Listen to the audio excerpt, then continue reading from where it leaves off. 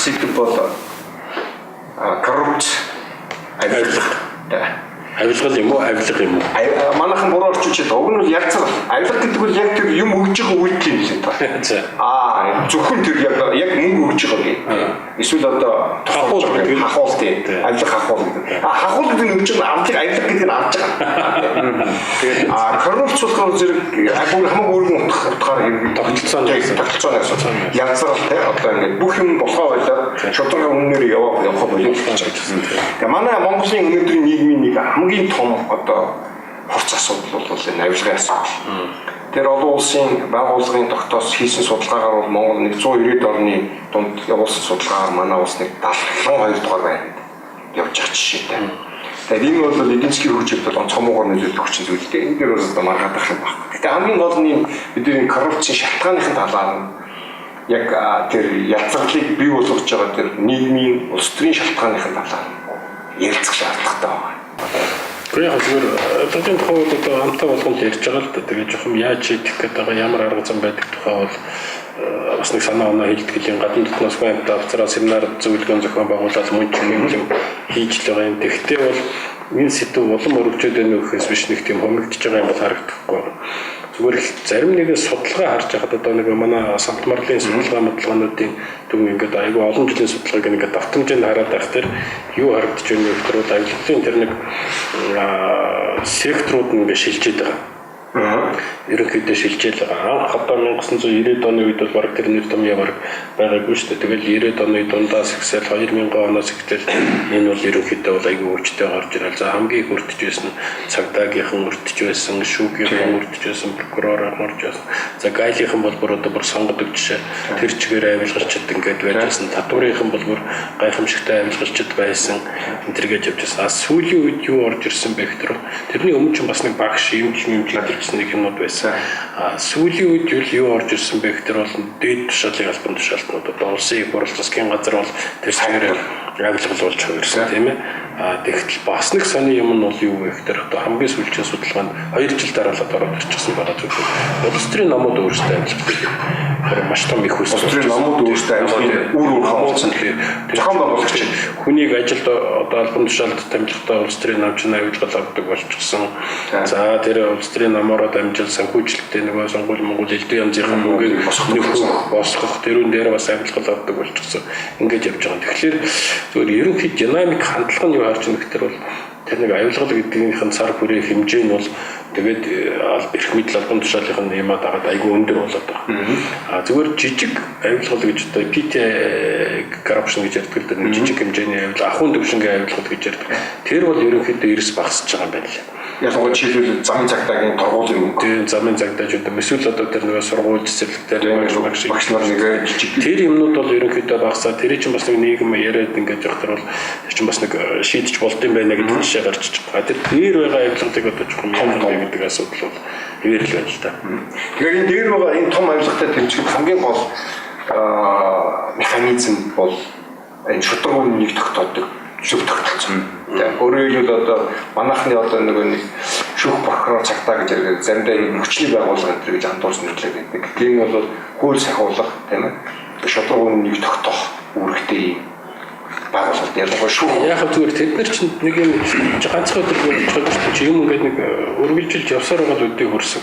Шүүгч вэ, прокурорч вэ одоо 1990 хэд оны үед чинь хамаг юм л одоо байхгүй байх үед чинь 20 хэдэн мянган төгрөгийн салхинтай ажиллаж байсан хүмүүс шүү дээ. Тэгээд тэр чинь 20 хэдэн мянган төгрөгөөр аваа хүүхдээ яаж дижээх вэ? Эмнэлэгт яаж маамтнаа үзүүлэх вэ? Хүүхдээ сургууль соёлын асуудлыг яг маш хүнд байсан. Тэгээд тэр үед бол яг одоо чин шударгаар үлдээд ингээд зарчимтай үнэнч байсан тийм шүүгч прокурорууд зөндөл байгаа, цагдаа магтаа зөндөл байгаа. Ихэнх нь бол сэтгэлийн тэнхээ байхгүй тэгэл шууд л мөнгө авч эхэлсэн шүү дээ. Үед бол одоо яг тэр гартаагүй хүн чанараасаа ухраад хүн чанараа алдаад авч ирсэн бол одоо тэгээд миний харж байгаагаар шүүх тогтолцоо нэргээд тэр дээд төвшний авилга төрийн авилгыг хаацалах хэрэгсэл болоод хөвөрцөн тэгэхээр авдаг авилга юм нь бүр томроод эхэлсэн байдал харагддаг. Тэгэхээр шүүх тогтолцоо өөрөө авилгыг таслан зогсоох ёстой тэр үүргээ дэлгэр биелүүлж байна вэ гэдгийг бид эргэж харах биелж чадах тогтолцоо тодорхой субъектийн хараанд байлга бол ямар сүргүүр дагуултай юм бэ гэдгийг бид эргээ харах цаг болсон болов гэж харж байгаа. Шүүх байна, авилгатай тэмцэх газар байна. Тэгэхээр шүүхийг тодорхой этгээд томлоод тодорхой этгээд хянаад тодорхой этгээдийн гарын үсгээр шүүгч хүн томлогддог тэр институтын тогтолцоо нь өөрөөр оновчтой юм бэ. Эргээд тэр чинь өөрөө шүүх нь өөрөө авилгын гол хаацаалагч болчих юм бол энэ нийгэмд бид авилгыг бууруулах тухай ярих нь бас нэг тийм утга учиртай зүйл биш юм шиг санагдаж эхэлж байгаа. Миний хувьд бол хөндлөнгөөс ажиглахад. Гэхдээ чи сүүлдээ бүр явсаар айгуу сони юм руу орчих шүү дээ. Одоо сонгуул гээд би нэг бүр өөрийнх нь харсан жишээг л ярих гэдэг юм л дээ.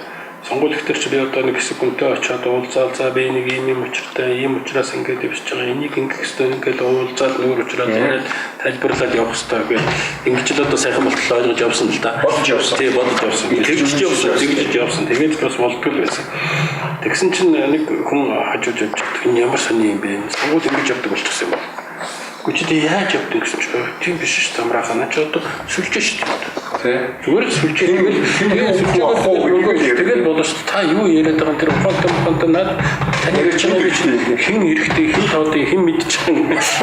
Тэгэхээр ч одоо тэр ярьж тийм юм уу гэж явсараа нэг хэсмат мэдсэн чи бүгд авдаг болсон. Тэгээд сүүлдээ бүр бүгд авахгүйгээр ажил бүтгэх байсан. Нөгөө сэтгэлгээч өөрчлөгдөд бүр завхраад бүгдээр ингэж байгаа юм чинь би яадаг гэдэг рүү орчиход бүр л их гүндгэрээд тэгээд бүр хэцүү байл та. Тэгэхээр эндээс гарах чинь юу вэ? Би бол хонтой юу гэж ойлгодог вэ гэхээр бол ерөнхийдөө энэ их сурвалж нь угаасаа социализмын үеэсэл гаралтай гэж хомсдлын эдийн засаг дефицитний эдийн засаг гэж ярьдаг байсан. Тэр хомсдлын эдийн засаг юм хөрөлцдөггүй байхад бол заавал одоо ингээд арийн хаалга гэж ярьдаг байсан тухайн үедээ тийм ээ. Тэр чинь бол яг жоохон хэмжээнд л байсан. Аяа хоолны ялтах мохож авахын тулд өгчтэй тань сургуульд оруулна гэдэг энэ тэнд албан тушаал гадагшаад утсах ажил албан тушаал дандаа нэг ажил авилгалал дандаа л явдаг байсан шүү дээ. Танил тал дандаа тийм юм явдаг байсан. Тэгээд тэр чинь нөгөө юм хомс учраас ингээд дандаа нэг 10 хүн нэг юм авах гэж хаад нэг ширхэг юм байгаа бол тэгэл тэр 10 хүний чинь хооронд бол янз янзын өөрчлөлттэй болж байна. Тэгэхээр өнөөдөр ч гэсэн тэр байдал бол ер нь бол нэг арилаг байна. Монголын эдийн засаг яг бид нар өөрсдсөн мундаг болсон ч гэдэг боловч маш тодорхой тодорхой шийдвэрлэх салбарууд дээр тэр хомсдлын эдийн засаг нь бол бүр яг өөрийнхөө бие утгаараа байж байгаа. Тэр асуудлыг шийдээгүй байгаа тохиолдолд бол урагшаага явахгүй. Өнөөдрийн байдлыг харахаар хөгжил урагшлахгүй буруу зөв болдог. Хөдөлмөрлсөн амьдралын сайжрахгүй. Та одоо аль гадар харсан шударгаар явж байгаанууд нь ялагдаад байгаа тийм үзэгдлийг Монгол сүүлийн хэдэн жил бид харж байна. Бизнес төр ч гэсэн хүмүүс хамгийн хөндөөлж байгаа шударгаар яваад байгаа нөхрөө шударга нь буруудаад байгаа ялагдаад байгаа энэ тогтолцооч үнэндээ буруу гэдгийг бидэнд байнгын сигнал өгч. Та газар болгол тэгэнгүүт нөгөөдүүлэнд нөгөө арга замдаа их гаршсан. Одоо нэг төв явж байгаа хэн нэг онгох арга зам, төв явж байгаа хэн нэг эдрийгээ бизнес төр ялах арга зам, хэн нэгнээсээ төрүүлж хөрөнгөчих арга зам дандаа тэр авилга гэж хэлэгдэж байгаа тэр ялцартыг дамжиж яваад байгаа. Тэгэхээр энэ нөхцөлд Монгол дандаа зөв нь ялагдаж байна. Тэгэхээр зөв нь ялагдана гэхээр нийгэм урагшлахгүй гэдэг зарцааг байна. Тэр одоо тэр өндөр хөгжилтэй орнууд чинь бас л аюулгүй байгаа л да. Гэхдээ ерөнхийдөө нийгмийн нэг ерөнхий ноён нурууг тэр юу нь бол ерөнхийдөө аль болохоор шудраг байх, зарчимч байх, үннийг ярьдаг байх, худлаа ярьдаггүй байх энэ төр гэдэг ч юм бол бизнесийн зардлыг маш их багасгах юм байна гэж. Transaction cost байхгүй. Transaction cost-ыг маш их багасгаад ирэхээр ашигтай юм байна. Манайх шиг ингээд нэг хүнтэй уулзаад нөгөөдөгтөөгөө ярихдаа давхар утгатай үг хэлж чад нөгөөдгөө заяа энэ цаанаа юу гэж бодож байгаа бол гээд ингээд бодохтой чинь цагийн хугацааны хувьд ч гэсэн бас нэг цагшаа болчихсон.Ээс бол чи сайн хүн гэж хэлчихд чинь бол за сайн хүн л гэж хэлсэн байна гэж ойлгодог. Энэ намайг дайж гинж байгаа шүү. Энэ цаана нэг юм байна бид. Тэгэхээр хичнээн цаг алдагтай болж байгаа. Тэгээд яг бидний нөгөө энэ медиа проектыг хэлж яхад ярьж ирсэн нэг Адам Смитийн нөгөө The Wealth of Nation-ийн тэгэхээр шудраг байх нь эдийн засгийн сайхан багш мэдж байгаа бах. Тэр transaction cost гэдэг бол аюул чухал ойлголт. Манайх ер нь бол тэрийг за бид бол тэрийг төрийн хэмжээнд ер нь гадардаг юм хичнээн байгаа би мэдэхгүй. Тэр ойлголтыг ашиглаж эдийн засгийн нөхцөл байдлаа анализ хийхгүй бол бид нарт онш зөв тавьж чадахгүй.